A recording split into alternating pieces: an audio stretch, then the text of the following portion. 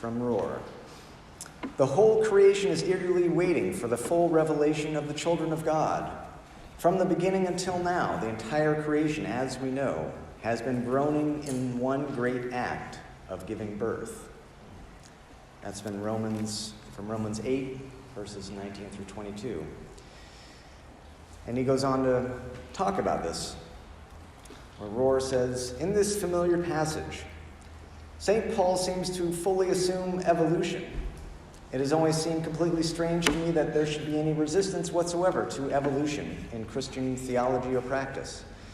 Christians should have been the first in line to recognize and cooperate with such a dynamic notion of God.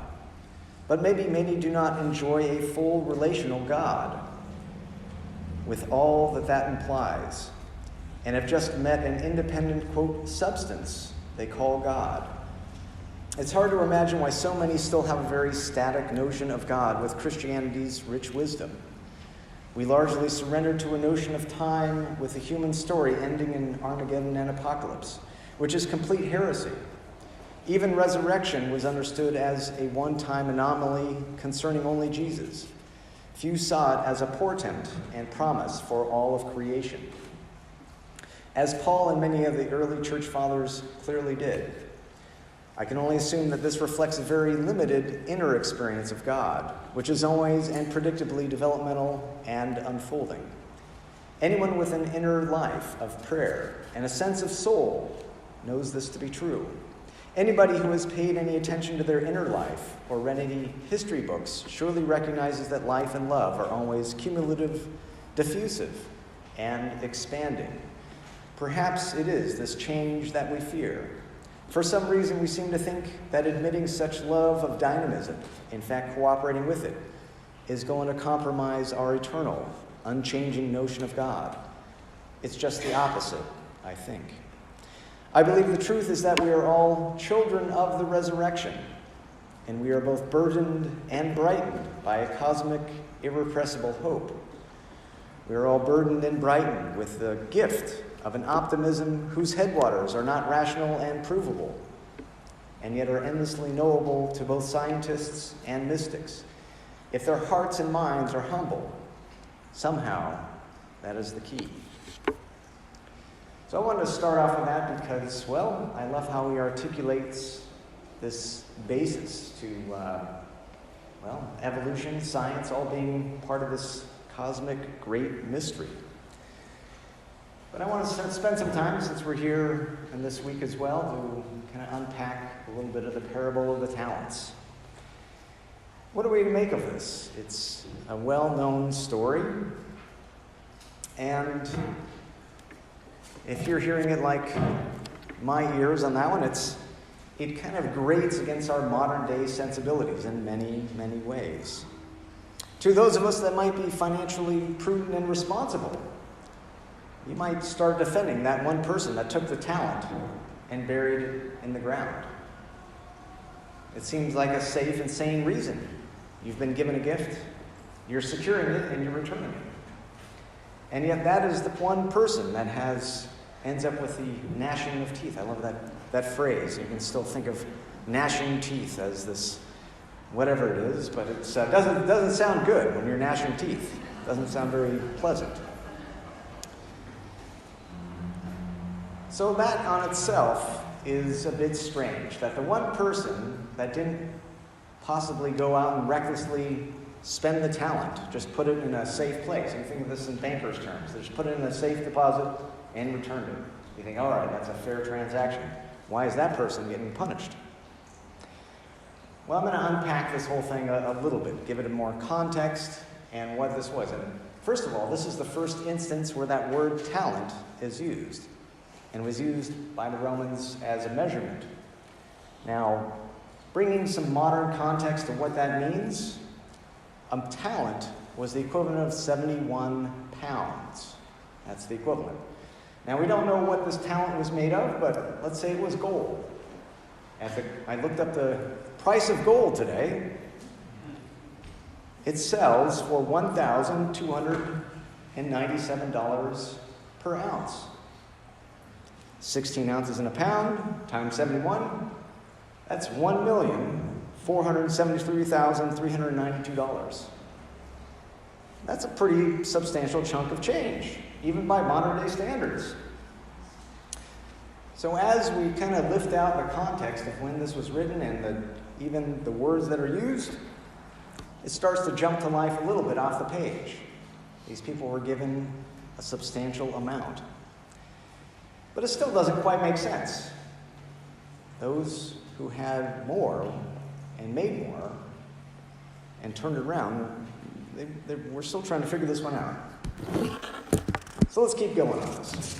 Dig in a little bit deeper. At the level of money,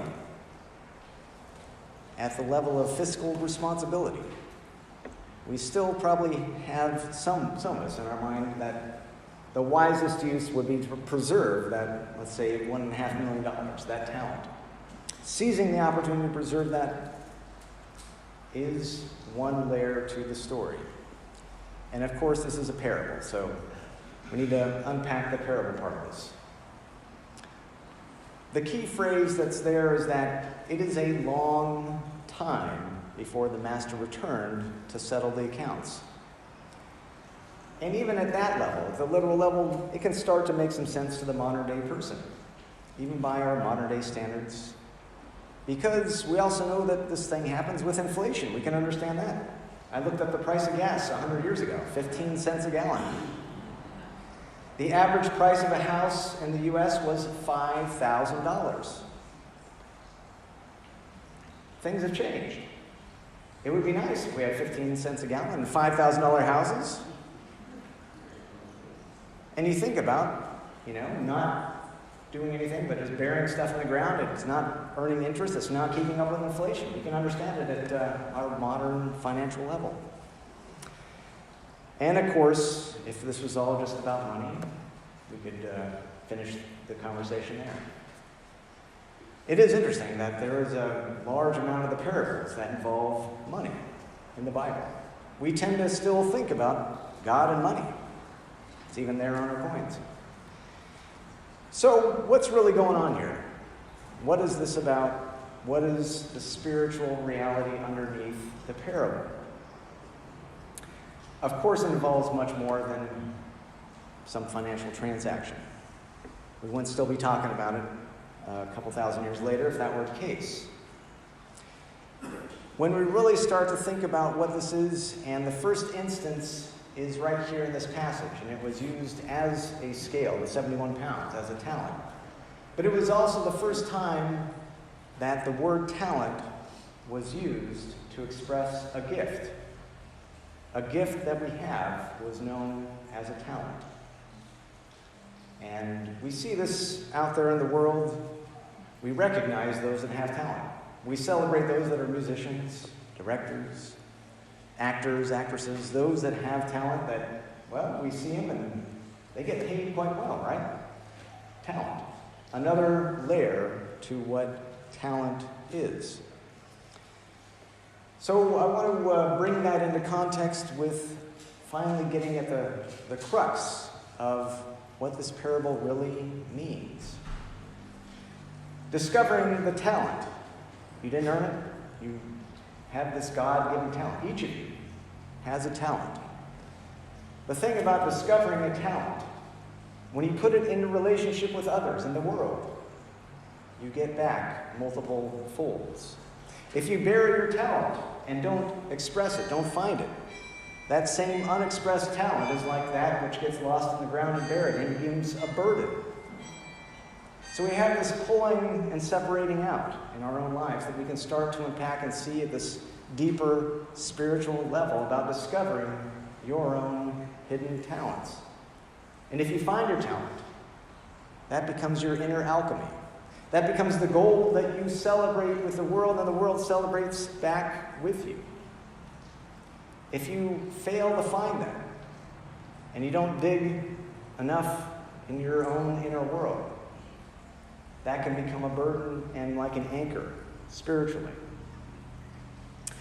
The Reverend Dr. Martin Luther King Jr. made some keen observations years ago about this linking of the connection of monetary value to moral and ethical connections, where he said, A true revolution of values will soon look uneasily on the glaring contrast of poverty and wealth. With righteous indignation, it will look across the seas and see individual capitalists of the West investing huge sums of money in Asia, Africa, and South America, only to take the profits out with no concern for the social betterment of the countries and say, "This is not just. This is not just." Prophetic words. He also had this to say, and this has everything to do with the talents that we discover, and we either share it or we don't. The network of mutuality, where he says, "I can never be what I ought to be until you are what you ought to be. And you can never be what you ought to be until I am what I ought to be." This is the interrelated structure of reality. Now, we put those lines from the Reverend Dr. Martin Luther King Jr. in context with finding our talents and that network of mutuality. All of this starts to make more sense at the deeper spiritual level. It's unlocking our talents, releasing them to the world, and the world releases them back in a multitude of ways. It starts to make sense that those that are given 5 talents and they go quickly and use those talents and make 5 more talents, get that return. The same with the 2 talents. It starts to make a bit more sense. The power of this parable rests in putting our gifts back into the world and in relationship with others. And it's through that interconnection, and we are all interconnected in a network of mutuality. The question here for all of us to ask for ourselves: what is your gift? What is your gift to celebrate with the rest of the world? Hopefully, you've all found some part of it. And again, we even have this in a very explicit way. We've got America's Got Talent. America's Got Talent. And that is a place where very explicitly it is celebrated, whether it's music or acting or athletic ability. Everyone has a gift to share, not just the famous.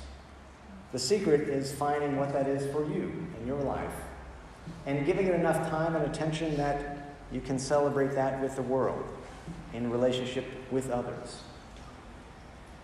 The parable of the talents can also explain our striving to understand our natural God-given talents, those things that were not earned. We can have a talent and not use it. Of course, we can also have those things that we discover that we've already have an inclination towards. We usually find those out early on. In childhood, we have certain directions that we have, certain abilities, and we can help foster those, cultivate those in our life. And when we do that, when we find that talent and we give it, we will receive abundantly. And as I mentioned, it becomes a double-edged sword.